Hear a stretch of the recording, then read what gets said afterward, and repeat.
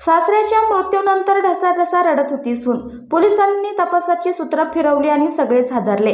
नात्याला काळिंब फासणारी एक धक्कादायक घटना हरियाणातील यमुनानगरमध्ये समोर आली आहे। एका सुनेने आपल्या सासऱ्याला संपवल्याचे पोलीस तपासात उघड झाले आहे।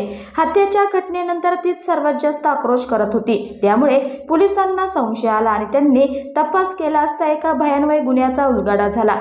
कुणीही विचार केला नसेल असा हा प्रकार उघडीस आल्याने सर्वांनाच धक्का बसला आहे। ही घटना यमुनानगरमधील रौदार येथे 5 दिवसांपूर्वी घडली।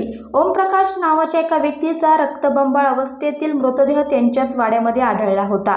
या हत्येनंतर त्यांची सून ललिता सर्वात जास्त आक्रोश करत होती आणि आरोपींना पकडण्याची मागणी करत होती। जोपर्यंत मारेकरी पकडले जात नाही तोपर्यंत मृतदेह स्वीकारणार नाही असेही तिने म्हटले होते, कारण त्यांच्या कुटुंबात 25 दिवसांमध्ये झालेली ही दुसरी हत्या होती। मृत ओमप्रकाश यांच्या नातवाचा 20 दिवसांपूर्वी मृत्यू झाला होता।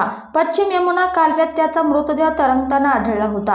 पोलिसांनी या प्रकरणातही ललितावर संशय व्यक्त केला आहे आणि त्या हत्येबद्दलची चौकशी सुरू आहे। ओमप्रकाश यांचा गळा चिरून त्यांची हत्या करण्यात आली होती। पोलिसांच्या तपासात समोर आले की ललिताचे करतार नावाच्या व्यक्तीसोबत अवैध संबंध होते।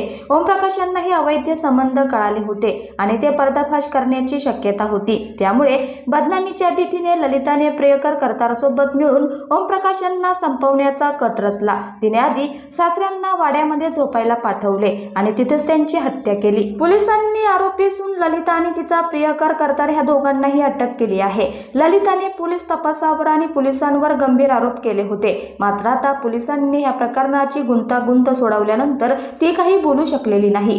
पोलीस पुढील चौकशीसाठी ललिताला रिमांडवर घेणार आहेत।